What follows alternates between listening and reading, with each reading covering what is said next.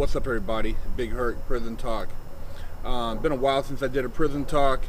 Been pretty busy trying to take care of some other stuff, but want to keep you guys going with the series. And usually we get a lot of questions about people asking about, what'd you do, what happened in prison with this, or did you ever see this in prison? How do people act in prison? Blah blah blah blah blah. Well, I want to talk about staying out of prison, and the fact is that you don't want to have to worry about shanking somebody in prison. You don't want to have to worry about dealing with a guard in prison. You don't want to have to worry about dealing with a cellmate in prison. You don't want to have to worry about people having to write you in prison. You don't want to have to worry about people sending you money in prison, and you don't want to have to worry about somebody busting those cheeks in prison. Prison is not cool. It's nothing to brag about. I don't try to glamorize it. Had one person who emailed and they said, all those people should be just locked in cages, take away the weights, they shouldn't have any commissary. Hey, you dumb motherfucker, do you just want to breed fucking animals? You think it's fucking cool sending a motherfucker away for years on time and having them just live like fucking animals in cages? It ain't nothing cool about that. I understand some people do wrong and need to be punished for it. I understand that there are people who are just pieces of shit, and if I seen them on the street, I'd fuck them up. But then there's some good people. There's some people that made mistakes and they're not bad people. You don't want to dehumanize them to the point where they get out and they're just savages.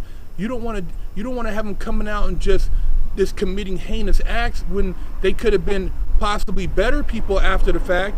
I mean, if you look at some of the foreign institutions and how they rehabilitate their people, they put them in dorm environments where they can cook and take a trade, and they're actually more harmonious, And I'm not saying that would work here, but just take a look at some of the other models across the world and some of these places like, I believe it's New Zealand or Denmark or Finland, some of these places where they don't have the recidivism they have here. But the thing is, going to prison and trying to get rehabilitated, there is no fucking rehabilitation. You got to rehabilitate yourself. You got to educate yourself, and most of all, you got to learn how to separate yourself from the bullshit. But better yet, separate yourself from the bullshit on the street so you don't go, so you don't make that fucked up decision and do something that'll cost you your life for years. I mean, I wasn't a dumbass. It wasn't like I was hooked on drugs or on the brink of being homeless, so I committed a crime. No, I just was on some gangster shit that I thought was gangster, and I entertained stuff because I was one of those people that when I put my mind to something, I said, fuck it, I don't give a fuck, and I'll roll. And that was my mentality. So, you got to make better choices, better decisions, and that way you don't end up in prison, because there's nothing cool about going to prison and having to deal with gang violence, having to deal with riots, having to deal with lockdowns. I wish I never went, man. I mean, I've been to college with a couple classes short of getting my AA, and I dropped out to go sell weed. I was making money selling weed, and I was in college, but I was still like, I didn't know what my major was going to be, so I figured, fuck it, I'm gonna go for the short money, and that's what I did, and I never went back. But I mean, I educate myself in other ways and learned to be self-sufficient and entrepreneurial. But for you out there who've never been to prison, man, think about the decision making. I mean, I look at like, okay, I was a straight A student, went to college, I wasn't a dummy. Why did I make the choices I made? And that's what you got to get to. That's the root of the problem in our society, is why do you make those choices? And I look back and I was like angry. I had some bitterness in me. I felt in some situations I had to prove myself still, and I just made some bad choices, man. I had a single parent household, all blah blah blah blah blah blah. But I'm not crying about that. I'm not crying because I didn't have a dad.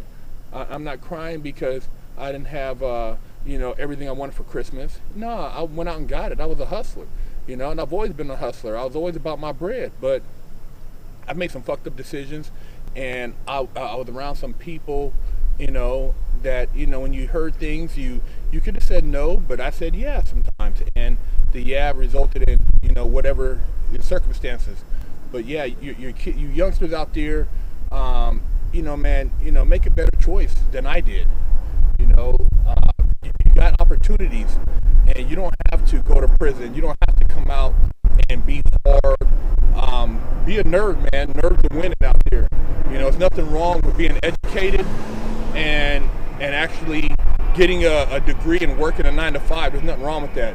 You know, at the same time, if you are out there hustling, be smart about your hustle, man, and watch who you socialize with, because that's going to be a big factor in your future. Your friends determine your future so much. I never realized it, but if I had the choice, the opportunity to actually go and do it all over again, I would pick certain schools. I would really pay more attention to the people I hung around with. And as a parent, you know, that's their responsibility. You know, you just send your kid off to school, but you don't know who the fuck he's hanging out with, what he's hearing, you know, what he's into, what he's thinking. Because you're just thinking, oh man, I'm a good parent. I give him clothes, I put food on the table, I bought him a car, I said, you know, I pay for his college. But that's not enough. You got to give them tools, man. Life tools meaning, you know, decision making skills, social skills, knowing when to say no, when to say yeah.